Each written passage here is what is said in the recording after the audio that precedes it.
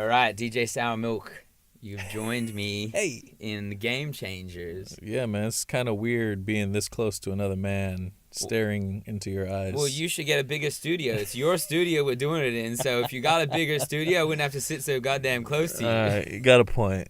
What's up, man? Man, so this is a series, it's called Game Changers, and I got you in here because there are, a few people out there in the world that are like polarizing figures that I believe are really changing the game for the better and moving their culture forward. And you fit into that category. Appreciate that. Of course. Yeah. You're coming off a huge year. You dropped 2 singles, FaceTime and Susia. You were mentioned by Jay-Z. True. You were mentioned by Howard Stern. True. One of your heroes. True.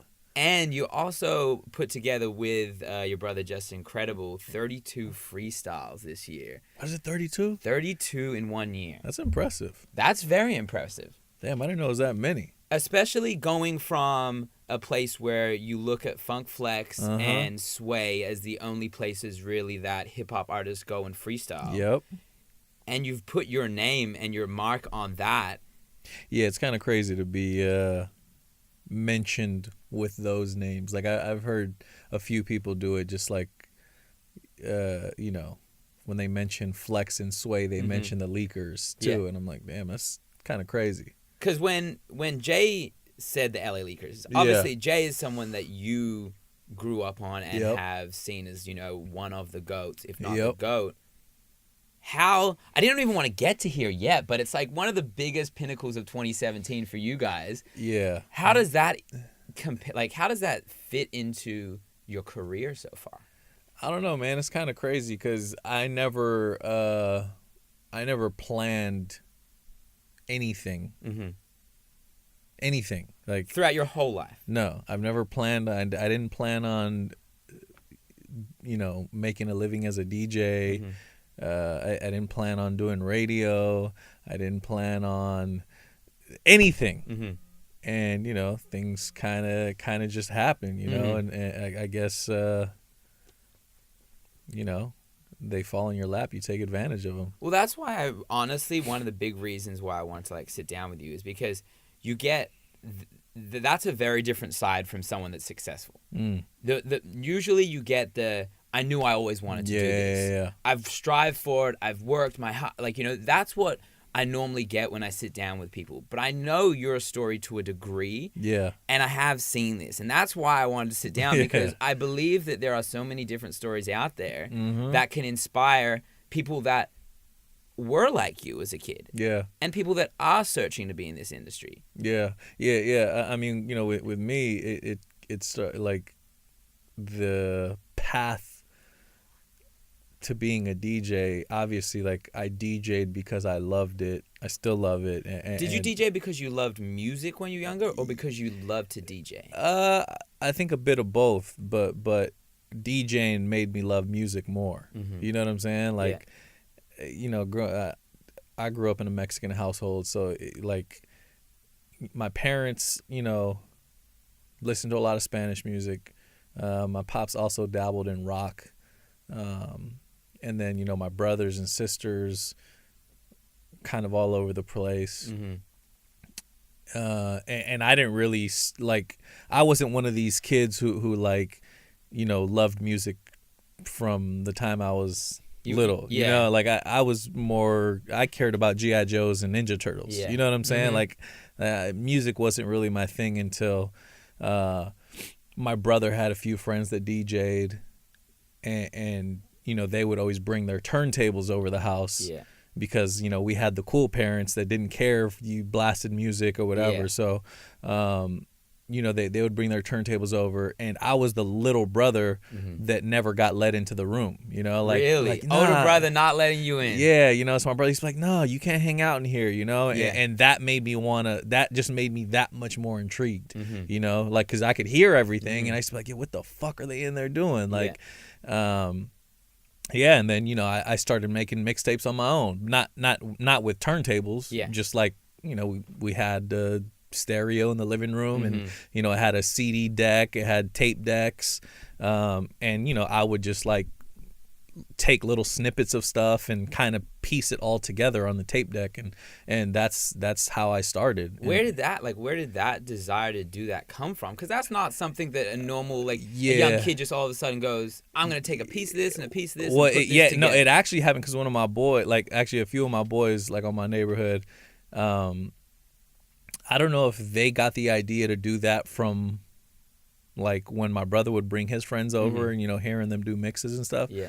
But they started doing them, like a couple of my friends, my boy Coley, my boy Steady, and then we kind of had a thing with each other, like, oh, who can make the best one? Yeah. You know, so we would take like everything from sample like lines from movies and just like put them in these like, you know, so it's just like random shit. I don't think I have any of those tapes anymore, but you know, so we were kind of like, we would go back and forth, like, oh, who could, you know, do the most clever. Trying to one up each other. It was almost like a battle, you know, but we were doing it on tape decks. Yeah. And my brother, you know, he saw what I was doing and was kind of like, what the fuck is wrong with you? You know what I'm saying? Like he was like, what are you doing? You know, and credit to him, because he talked to my parents and was like, yo, I think we need to get him turntables. Yeah. You know, like this seems like something that he's really into. And on my 15th birthday, I got my first pair of turntables, man. And from then on, it's just like, you know, you just start taking so much in, man. But, you know, I mean, even before that, though, I know like I think I was always into different shit, you know, and like the first album, and I always tell people either say, when I tell them this, people either say, what the fuck are you talking about? Or they say, you're a fucking one of those weirdo motherfuckers. Yeah. But like the first hip hop album that and I don't know if I fell in love with it because it was something I discovered on my own, you know, because it was different, because nobody knew about it. I don't know what it was, but this group, Company Flow, from New York, they had an album called Fun Crusher Plus, and is like, you know, I think it came out in 96. Yeah. I think I discovered it probably like 97 or something. I don't remember, and honestly, the only reason I bought the album, I had heard the name Company Flow. We were at, I want to say Fedco. They don't even have those out here anymore. Yeah. And it was on sale. Yeah. You know, like my mom didn't used to buy me shit. Like, you had to save up the pocket money or scrounge together No. I'm some saying cash. she would buy stuff, but I'm saying like I had a better chance of convincing her to buy something for me if it was on sale. Oh, you know for what I'm sure. saying? Like, so you know, the Fun Crusher Plus album, I don't know, I think it might have been like on sale for like $6 or something. I don't remember, you know. And I'm like, you know, and the artwork was crazy, you know, so that was like really caught my eye, and she bought it for me, and I remember going home and you know, she bought it for me on CD. This is before I had turntables. Yeah. And going home and like, you know, we had a computer, and I just like put it in the computer, and I would just like be on AOL, like in chat rooms and shit, you know, like listening to that album over and over, man. And that was like kind of the start of what really, you know, it all started with hip hop. For me. What popped it off. It's funny because I feel like I talk about, especially with DJs, they all remember the moment that they got their first turntables. And usually they remember an album or someone that has really got them into it. Yeah. I was speaking with Justin when he was on Game Changers, Just Incredible, and he was talking about his pops, and his dad bought him his first turntable, and his fact that he hadn't really like talked to him about how important that was. Do you believe that like your brother knows that like the real push for him to like say like, yo, we need to get Milk some turntables had an impact on your life? I mean, I think he knows, but I mean, we don't really talk about it like that, you know. But it's just like, he for sure knows. Like he was very instrumental, and you know, I mean, not only did he convince them that I needed them, he pitched in for them too, you know. Wow. So that's a great big brother. I don't remember my brother helping out with anything. And see, that's the crazy thing is like growing up, you know, my brother was always a dick, not like Yeah. not like that, but you know, in a big brother way, Mm-hmm. like, you know, like, oh, you're the little brother, you know, Yeah. smack me around, Yeah. smack me up if he needed to, Mm-hmm. you know, I can't hang out in his room with his friends, Yeah. you know, which that's normal big brother stuff. Yeah. But he like you know, like I said, he not only convinced my parents to give me my first pair of turntables, he pitched in, Yeah. and then because I remember my first pair of turntables, they weren't brand new. They bought them off one of my dad's friends. Okay. But they happened to be like top of the line shit. They were Technique 1200s, which is like, that's the top of the top when it comes to turntables. But the mixer was fucked up. You know, it was like a big like 8-channel mixer. It was like this wide. It was like huge. Mm-hmm. So, you know, I was on that for a little bit. But he was also, one day I remember, came home with, at the time, was like the best mixer ever. You know what I'm saying? He brought home a Vestax mixer for me. And just, it wasn't my birthday, like nothing. Just like one day he was like, yo, like, you know, look what I got. You know, I was like, holy shit. You know? So, you know, and obviously that helped take what I was doing and you know, to another level. And I honestly helped me improve, you know, my own skill set, like just being able to use top of the line equipment. You know what I'm saying? So, yeah, man. But no. To answer your question, no. You know, we never really have those conversations like that. To where it's, you know, I don't know. We're not. It's not the way that every family. Yeah, we don't yeah. really talk about it. But it's like, yeah, he knows. I'm sure he knows. Like, you know, the importance. He's played on my career. You know what I'm saying? You talk about like you know, like you get equipment. I know from the stories that I've spoken with you about, it didn't keep you out of trouble. No. Music wasn't like, you know how you get the stories like music kept me out of trouble. Yeah. Were you lost at a certain time in your life, like? See, and like looking back, like, I always would tell myself like, yeah, like, you know, I actually wasn't bad until high school, but then like people bring shit up to me and I'm like, oh, I guess I was bad before high school, you know, like I was getting in trouble, but it wasn't like a malicious bad, you know what I'm saying? I was more like mischievous, you know. I just liked being funny. I like doing crazy shit. You know, I like stealing, like, you know what I'm saying? It's just like little dumb shit like that. I wasn't going around like shooting people, you know what I'm saying? But I mean, I did live in a, you know, pretty, I wouldn't say the actual neighborhood I lived in was bad. I just, you know, the high school. So I grew up in the city Rialto, which is in San Bernardino County, which obviously is not known for being the nicest place in the world. But not the worst place. Yeah, but you know, but it's pretty bad. So so obviously the schools there aren't, you know, there's a lot of trouble that goes on. So it's just like, you know, you surround yourself with those things and it just kind of rubbed off on me, man. And you know, I was around a lot of bad shit growing up and but you know, again, like I wasn't out there shooting nobody or no shit like that, and I wasn't out there doing drugs or, you know. And I believe that we see that in you even today. Like you know the limits of like where is fun to like push it and like be not you know what, reckless at some times, but not to a degree that you know right and wrong. Of course. And that's where you know, like you said, like having parents that believed in you and allowed you to be creative, which a lot of parents kind of like push that away and they push them towards things that are more likely to work out, because DJing is a shot in the dark. Yeah, oh, hell yeah. Especially like back when I started doing it, you know, it was like, obviously I'm not Kool Herc, you know what I'm saying? I didn't invent DJing, but I'm saying like, you know, I was DJing before Serato was around, you know, but like, so it's like, you know, it wasn't a thing like that. And you know, the DJs I looked up to, it's like, they weren't doing clubs, you know what I'm saying? These are like battle DJs, you know, I grew up in that era, in the battle era. So it's like, you know, the Q-Berts and the A-Tracks, who A-Track is obviously still fucking, you know, he's kind of transcended his career into some whole other shit, you know. But, you know, the DJ Crazes of the world and, you know, just like all those guys, the Beat Junkies, obviously.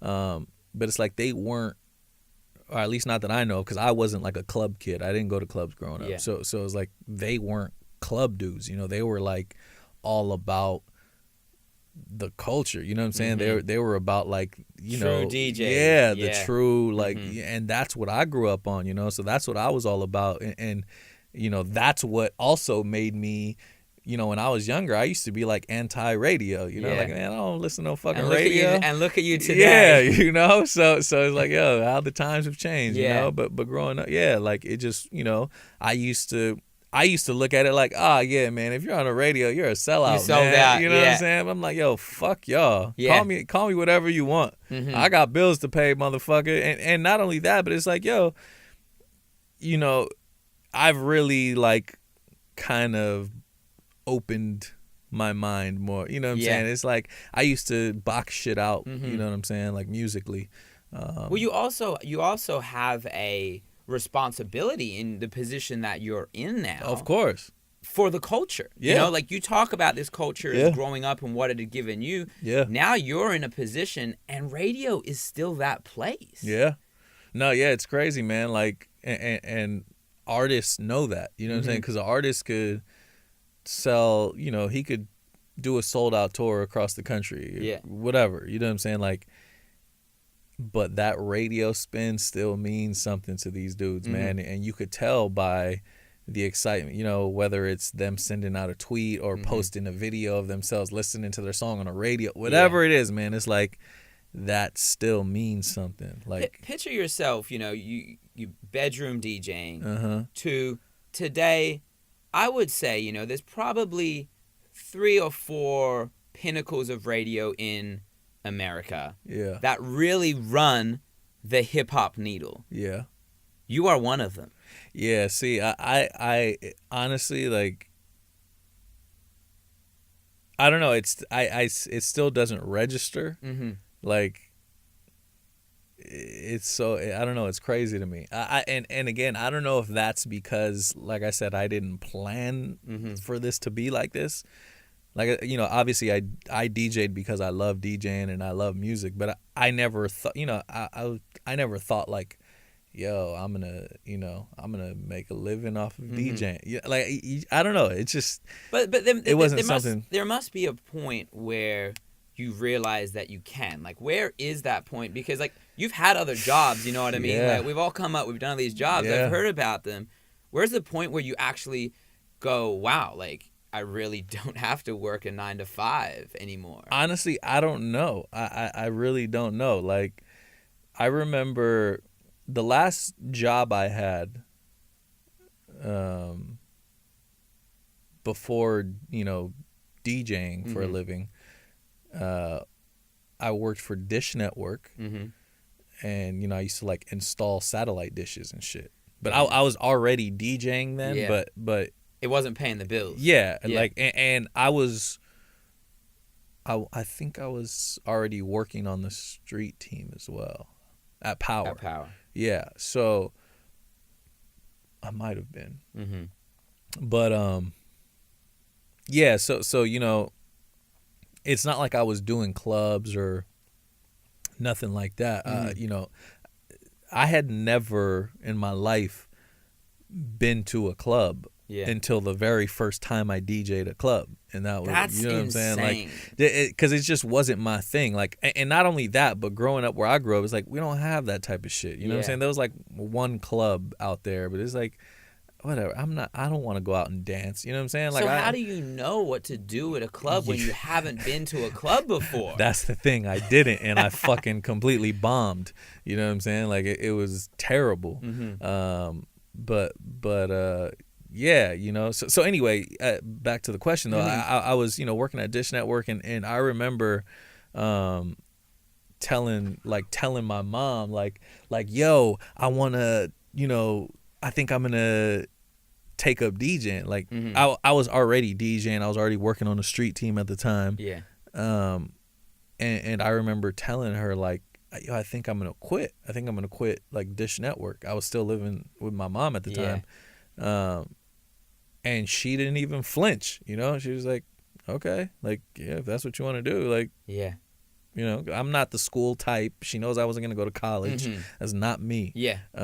You know, and she was just like, okay. You know, and I made like decent money, like working at Dish Network. I don't remember exactly. I want to say I was probably pulling in, I don't know, at least like $3,000 a month. Yeah. You know what I'm saying? Which is like decent. I was like 19, 20 at the time. I don't remember how old I was, but 19, you can buy a lot of things. Yeah, at 19, man. $3,000 a month. Yeah, exactly. Shit. And it might have even been $4,000. I don't remember, but point is, like, I was making good money. It's like, I want to say I was making more than like what my mom made. You know what I'm saying? Yeah. Like, you know, and is that a crazy feeling? Like, I've been in that situation as well. When early on in life, you're making more than your parents. Yo, it's crazy. I mean, and that, you know, I think that comes from, like, obviously, you know, both of my parents are immigrants.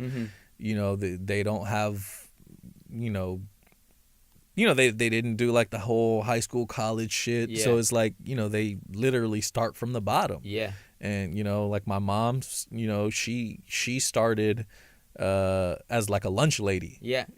For the school district. You know what I'm saying? Like, so was my mom. Yeah. Exactly the same. Yeah. So you know, and now she's like I don't even know what her exact position is, but she works for like the district, like for like the main hub now, some shit. You know, and same with my dad, like, you know, he's not working anymore, but he started out as a custodian working like at a factory, you know, and he would learn things from people, and, you know, he ended up being like a supervisor there. And it's just like, you know, but so when I was making what I was making, like, you know, it's trippy. It's like, what the fuck? Like, how am I making more money than my mom? You know, it's I don't know. It's was there a point though that, like, you say like you don't have plans, No. and like I feel that you say you don't have plans, but there's got to be part of you that wants more. You know what I mean? Of course. So what part of you is going like, okay, I'm making $4,000 a month here. How do I get to the next what it is? You know what I mean? And honestly, like, I remember struggling for a while, man. Like, struggling. Yeah. Like, when I left Dish Network and I was like, I'm going to put all my focus into DJing. Like I said, I wasn't making any money off of DJing. Like, it was, I wasn't making shit, you know? So, like, how does it keep you in DJing then if you're not making money? Honestly, I feel like Justin was a big part of that, because again, like, you know, I fucking, you know, the people that I grew up with are, you know, it's just like,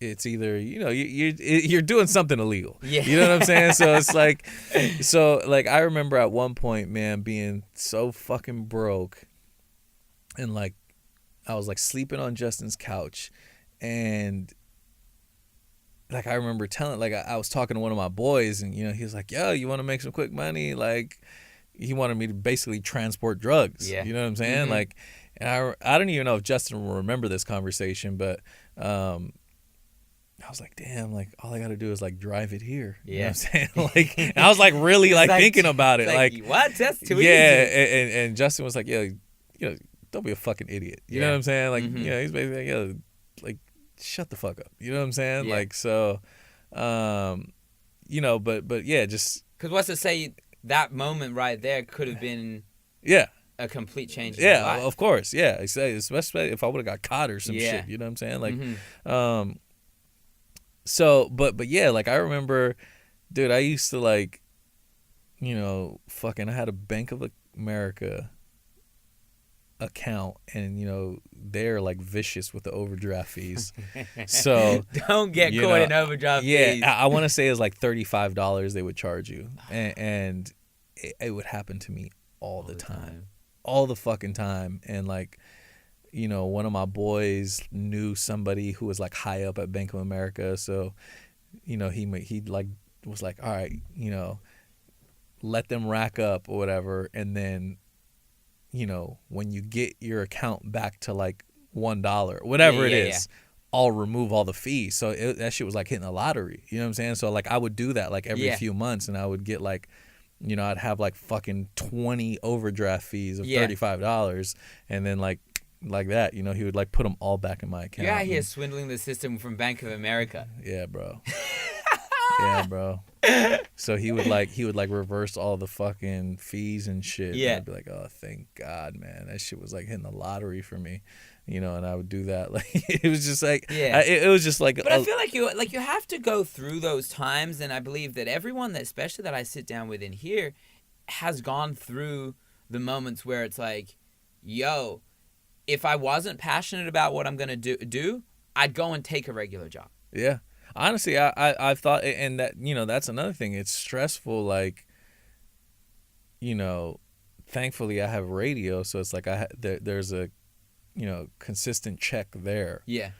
But like with the club circuit, you know, there's been times where, you know, you might have 5 gigs this week, and for the next 2 weeks you have no gigs. Yeah. You know what I'm saying? So it's like, fuck, you know, I made X amount of dollars here, and now I'm making $0 here. Yeah. So it's just like the inconsistency, you know, that shit is stressful. You know what I'm saying? Like, it's just like, fuck, man. Like, is there part of you that ever like goes like, fuck it, like let me get a job that? No, yeah, that's what I was gonna say is like, you know, so yeah, there's always part of you that's like, yeah, okay, you know, working at Dish Network, fucking crawling on roofs and like under houses and shit isn't the sexiest thing in the world, but you know, it's a consistent check. You know what I'm saying? Like it's probably gonna be less stressful. Yeah. But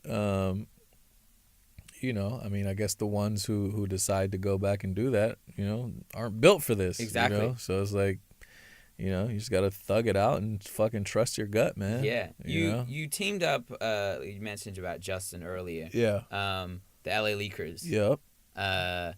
Today, the LA Leakers, like we said when we were talking about the freestyle, like stand as a pinnacle of like hip hop culture, and where a lot of artists believe they have to take their music in order to get it to that level. Yeah. What was the mentality behind the LA Leakers? Like, obviously a flip of the LA Lakers, a team that you're, you know, very passionate about. Of course. But the aim behind what you started. Yeah, I mean, you know, when we started that, it was funny. Like, we actually came up with that name. I mean, we were at Power. You know, we we're just like working on a mixtape. And Justin suggested that we name the tape LA Leakers. Yeah. You know, like, oh yeah, we should name this tape LA Leakers. It's like, you're fucking tripping. That name is crazy. Yeah. You know, like, no, this ain't a one-off name. No, like, it ain't a throwaway. we gotta call ourselves the LA Leakers, dog. You know, and shit, yeah, I don't know what was going on in his head that day that he came up with that name, but I thank God for it. Whatever the fuck he ate that morning, I don't know what it was, man, but yeah, when he came up with that name, you know, I was like, yo, that's crazy, you know, and yeah, I mean, really, it's just, you know, like, it started out as, you know, us leaking, you know, getting exclusive music and leaking it out, you know, and you know, so that was, you know, the start of it, and it kind of just like broadened after that, you know. It's like, you know, just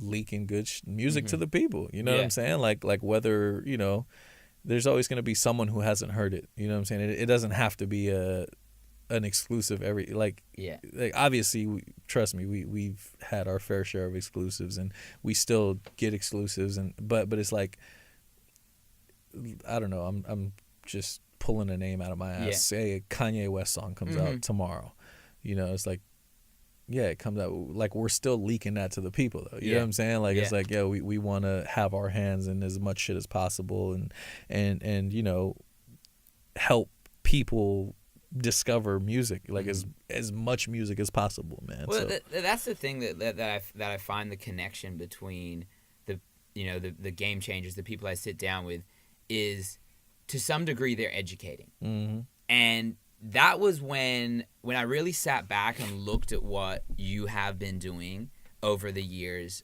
especially with the LA Leakers.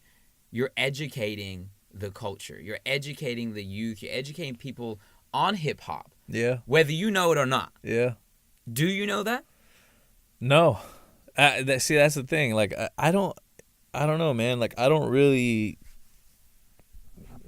want to sound like ungrateful, but Mm-hmm. I don't like sit and think about things like that. Yeah. I don't know. I don't know why. Like I said, like, I forgot what it was. Somebody asked me something like recently, like maybe about getting the night show or something Mm-hmm. like that at Power. It's like, I know that's a fucking huge deal. Yeah. Like, that's a huge deal.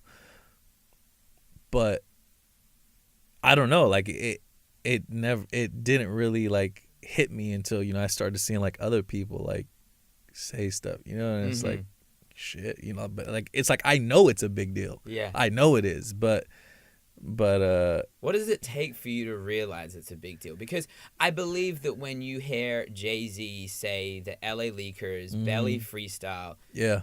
if you can't understand the impact that you have on culture because of that comment, I don't know if you ever will. Yeah, fuck, I don't know, bro. It's fucking crazy. Like, I mean, don't get like, trust me, it fucking boggles my mind Mm-hmm. when obviously when I see a clip of Jay-Z talking about LA Leakers freestyle. Like, Yeah. the fact that he said, the fact that the words LA Leakers came out of Jay-Z's mouth Mm-hmm. is insane. Yeah. He's watched your video. Yeah, like, you know what I'm saying? Whether or not it had anything to do with us or not. Yeah. Listen, I know we weren't rapping on there. Mhm. Like, I know Yeah, that. yeah. You know what I'm saying? But it's like the fact You that may have had he an ad said, lib in the background here. oh, and I there, for you sure know had what an I ad mean? lib. I had at least a laugh or Yeah. something. Like, hey, But yeah, I mean, it's fucking crazy. Mhm. It's crazy, man. It's crazy, and I almost think like I've spoiled myself. You know what I'm saying? Like a person like Justin is like, he worked his way up from the bottom. Mhm. Like, he's fucking went to done radio in different markets. Mhm. You know what I'm saying? Like he, he's really put the time in. And like with me, my first radio job was at Power 106, Mhm. which is, you know what I'm saying? Like, Crazy. yeah, it's like Power 106. Yeah. Like, it's crazy. So I've kind of, that's why I say, like, I feel like I've spoiled myself. Like, I came in Mhm. to the music industry sitting at the top. Yeah. You know what I'm saying? Like, yeah, obviously I started on the street team, Yeah. but I mean, I feel like I worked myself onto the radio pretty fucking fast. I was only on the street team for like a year Yeah. and a half. You didn't have Before. the long, grueling process of going Yeah. to Fresno and going Exactly, to the small exactly. markets and trying to get back to where Yeah, you're from. man, exactly. So I don't know if that's why, shit doesn't like, I don't know, like, it doesn't click for me. Do you have an accomplishment within your career that you really look at and you go, the like the one thing that obviously, like, having the night show at Power 106 is crazy. mm-hmm. Like,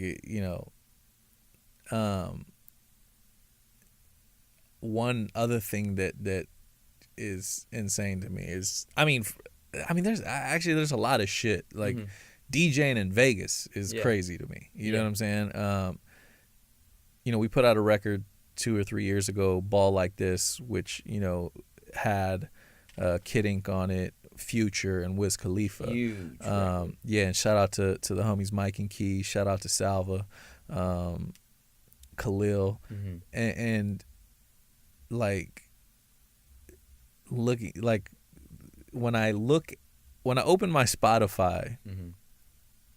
and just like, I'll do a LA Leakers search, and when I see the numbers next to Ball Like This, it blows my mind. It's like over 22 million streams just like on Crazy. Spotify Yeah. alone.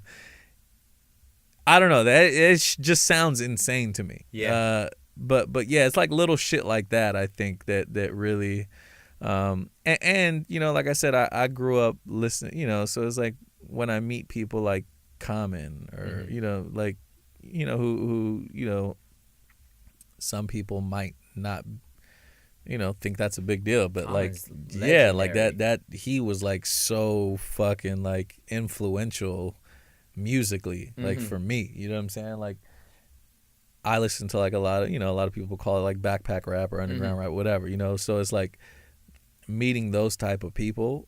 You know, we used to do a party called Bubblegum where we would, you know, Legendary. yeah, I've like, heard about yeah, it. I didn't even live here. yeah. So Justin and I used to do this party called Bubblegum, and you know we would just have, you know, random people show up in it, but it's like dilated peoples, you know, which like beat junkies, and these are like people that I idolized. You know what I'm saying? Like, so shit like that to me is like, whoa. You know what I'm saying? Like that's crazy. I don't know. You know, because those are people that I really like, you know, would bow down to like growing up. You know, people like that. But it's like a lot of people don't even know who the fuck they are. You know what I'm saying? Well, now you have these relationships because you come up through, you know, the culture. And something that like I really believe is important for young people trying to get into any industry is making sure that they really respect their relationships. And you're one person that I see that has amazing relationships with various people, from artists to record label reps to the listeners. You know, like you have artists that you've literally came up with, you know, like Nipsey Hussle. Yeah, is that's my guy. You know, one of your guys, Future, who at the time of coming on Ball Like This was at probably his like pinnacle. Yeah, man. How? Yeah, like, how does that fall into place for you? I think like obviously relationships is huge. That's with anything, whether music industry, whether you work at Dish Network, whether you work at fucking Stater Brothers, like having good relationships with you know your peers is vital. You know, and for me, you know, it's always just try to be as relatable as possible to everybody. You know what I'm saying? Like, okay, yeah, I'm not a fucking millionaire like Future. Yeah. You know what I'm saying? But it's like, you know, I'm pretty sure we grew up in the same type of environment. You know what I'm saying? Like, you know, I grew up in a black community. So it's like, I relate to a lot of these guys. You know what I'm saying? Like, you know, I obviously I don't even want to compare my upbringing to them because you know obviously like we know how fucked up minorities have it in this country. Yeah, you know what I'm saying. And I'm Mexican, but I look white. Yeah, you know what I'm saying. So it's like you know I didn't get fucked with as much obviously growing up. You know, because fucking cops don't fuck with. You know, they used to look at me like, oh yeah, this guy's white. Leave the white kid alone. But you know, it's just like, just be as relatable as possible, man. And yourself, you know? Like that's something that I always say about you, for sure. It's like sometimes you will say some reckless things, and sometimes you will say some things that'll make people go, "What?" But like you're like that with everybody. Yeah. No, I treat everybody the same, man, and I'm sure my bosses could tell you that. You know what I'm saying? Like I talk as much shit to them as I do to you. Yeah. You know what I'm saying? Like I talk shit to everybody. Like I don't treat anybody different. You know, I don't give a fuck if you're cutting my checks. Like, yo, I treat you like a friend. And how do I treat my friends? I talk shit to them. Yeah. You know what I'm saying? Like that's how I treat all my homies. Like it's just... I think that people like most people believe that like the way you talk sometimes in comments can be reckless. Yeah. I believe that your reckless like conversation or what you say is to a degree you know how far you can push it. Yeah. Like I think it's calculated. Yeah. Like most people wouldn't think that. Most people would be like, he just says what he wants here and there and that's just how it is. I believe that you actually know what you're doing. Yeah, I mean, I think And honestly, that started for me young. You know what I'm saying? Like I said, I was like a class clown. So it's like, I used to love that attention. You know what I'm saying? It was like, it worked for me in high school. Like, granted, yeah, I got in trouble and I would get suspended and shit like that. I got kicked out of a high school. You know, so it was like, but you're almost like a hero. Yeah. You know what I'm saying? To your classmates. You know what I'm saying? Like, they hold you so high. Like, oh yeah, this dude's funny. You know what I'm saying? Like, so yeah, like growing up, you know what I'm saying? Like, I love that shit. Like, oh hell yeah, you know what I'm saying? like, you know, just being like, you know, that guy. So yeah, it just carried on, you know, to you know, obviously now I'm not gonna fucking go like, I don't know, fucking jump out of a car or, you know, do some crazy shit that I would have done back in the day. But it's like, I'm more reckless with my mouth now. You know what I'm saying? And yeah, it comes from that. You know what I'm saying? It's like. But your words, I feel, are picked very wisely. Yeah. Like, I think, like, even if you look through your Twitter. Yeah. You know what I mean? Like, you're known for your Twitter, but you're not a man of like a lot of words on there. Nah. But you punch hard. Yeah, you know, I definitely choose my words wisely. Because and again, that goes back to the relationships thing. You know what I'm saying? It's like, obviously I don't want to rub anybody the wrong way. But at the same time, I want people to be like, oh shit. Yeah. Like, he just really said that. You know what I'm saying? So you gotta keep people on their toes. There's a fine line, man. But you know, I try to. I definitely. I think you run that type work pretty well. Yeah. No, for sure. I definitely. I would say, yeah, it's definitely a little calculated. You know, especially the tweets. Yeah. Especially because, you know, I could really sit and think about those. Sometimes, you know what I'm saying? Like those you could put some thought into. I've seen, you know, only over the last 3-4 years, your career, since I've been at Power and kind of around the culture. You've started a family. You've got kids now. Kids, number 2. Congratulations. Just recently. Yeah. Thanksgiving Day? Yeah. Thanksgiving Day. Yeah, Thanksgiving Day. Yes. Yeah. So the extra child now. Has your I don't want to say values. I want to say priorities. Did priorities change for you? Yeah. And you know, I grew up like with a, you know, luckily both my parents, tight family. Yeah. You know what I'm saying? Big family. So I think that just rubbed off on me. You know what I'm saying? Like, I just want to spend as much time as possible, like, at home or you know, whether it's at home or fucking Chuck E. Cheese or Disneyland or whatever. You know what I'm saying? So, especially now that I have 2, you know, like, you got to, you know, you got to do that double now. You know, you got to give them both time. So, which is it's a huge reason why I also wanted you to sit down here, because you're the first person on Game Changers that has a family, or probably even, I'm not gonna lie, has a significant other. Yeah. So I want people to know that you can. Oh no, I mean? Yeah, for sure. Like, and you know, like I got a 4-year-old and a 6-week-old. So it's like, it's definitely doable. Yeah, listen, anything is doable. Yeah. Anything.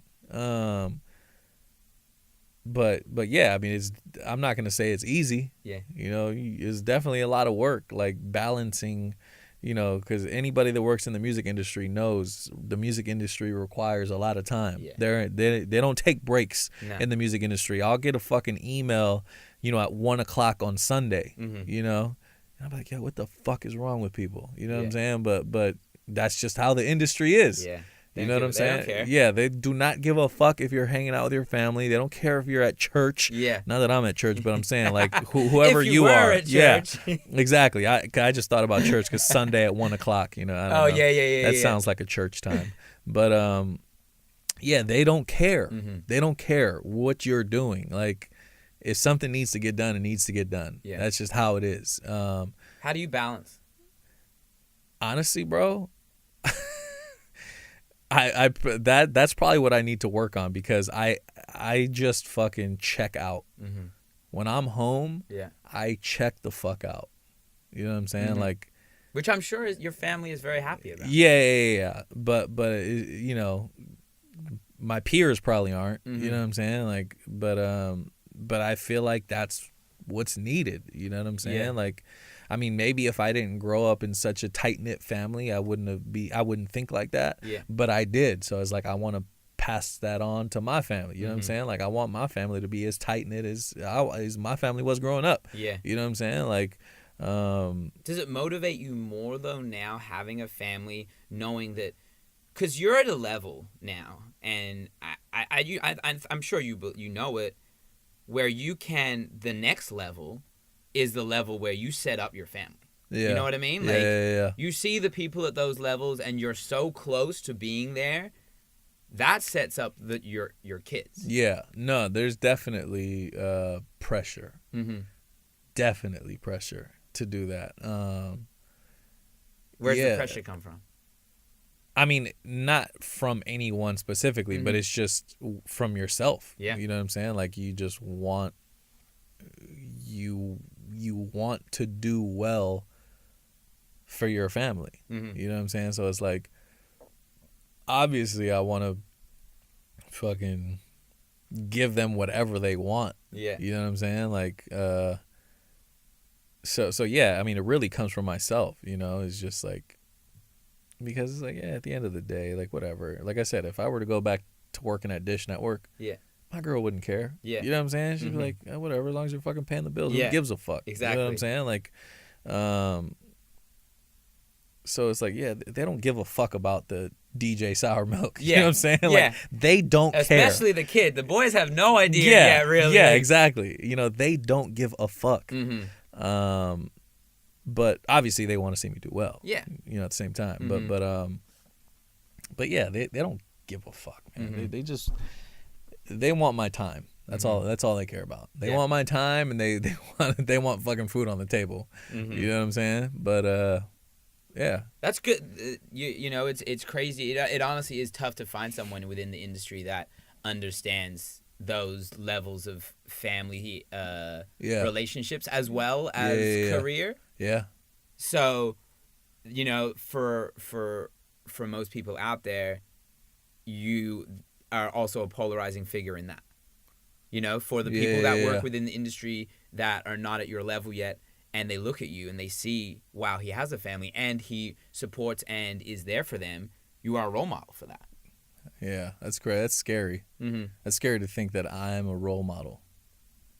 I don't know. It's just fucking scary. But great. Yeah, no, it's cool as fuck. But just, like I said, the type of kid that I was growing up, and now to think like there's kids my age back then. Yeah. You know what I'm saying? Like, that look at me like, oh yeah, this guy's kind of cool. Mm-hmm. It's like, fuck, man. And that's why you're a game changer, bro. Yeah, that's scary. That's scary. But I like to think that I got my head on semi straight now. So, you know, I stayed out of trouble. Yeah. For the most part. He looks as we look to the think. sky. Yeah, I was trying to think. Yeah. Like, I like stayed out of trouble. Yeah. Yeah. What's next? Fuck, man. I think really, like, trying to make the Leakers a household name. Mm-hmm. Like, we got some incredible fucking music. I'm not just saying that because it's our music, but like, I really genuinely think we have some incredible records. Mm-hmm. You know, it's just it's hard being a DJ, and mm-hmm. Khaled cracked the code, man. Khaled cracked the fucking code. But it's like, that's why you got to salute him a million times, because it is so hard being a DJ, especially working at a radio station and having other DJs support your shit. Like, it sounds like a layup. You know, it's like, oh yeah, why wouldn't a DJ want to support another DJ? Nah. It's a lot fucking harder than you think, man. So yeah, The music will speak for itself, though. yeah, for You sure, know? for sure. And I genuinely think we have some records that are gonna fuck people's heads up. You know, here this year in 2018, Love it. like for real. I'm ready. We're ready. The people are ready. Trust me, we are too, man. But this fucking paperwork is a fucking headache. Thank you so much. Thank you. Sour How milk. long were we here for, man? An hour, bro. Yeah. Great story. Thanks, man. Easy. Hey, wait, but real quick before I get out of here, because people always ask me, how did I come up with my name? Okay. For those of you who... This is so that you don't have to tell people because Yeah, you're over it. yeah, at this exactly. stage. I'm just going to refer everybody to this Game Changers episode. Love it. And be like, yo, if you want to know how I got my name, what do we, like, say about 50 minutes in. Okay, yeah. You know what I'm saying? So... I actually came up. I want to say I had the name. Was it before? No, it wasn't before I started. Yeah, I must have came up with it right when I started DJing. Yeah. I came up with it when I was in high school. Mm-hmm. DJ Sour Milk, is a play on words. Mm-hmm. Back then, like I said, I was like a DJ fucking geek. Yeah. You know what I'm saying? The underground DJ. Yeah, DJs. exactly. So it's like anybody that knows people that are like into underground hip hop or like underground MCs, underground DJ, like they think they're better than everybody. Yeah. Mm-hmm. They think they're the best in the fucking world. Yeah. So that's how I thought. Yeah. You know what I'm saying? I was like, yo, I'm the fucking best Nobody tell DJ in me the world. nothing. Exactly. And so I always felt that I was past due. Okay. You know what I'm saying? And Sour Milk, past due, but DJ past due doesn't have the same have a ring to it. Yeah. DJ Sour Milk has kind of a ring to it. It might be a weird ring. Yeah, exactly. So, yeah, Put Sour some Milk. respect on it. Exactly, man. Exactly. It's just a reference. Yeah. It's a play on words. It's Sour Milk. It's a metaphor for being past due. And that's where the name came from. But thank you. Yes. Thank you. Thank you. LA Leakers to be in a household Yeah. name. Hey,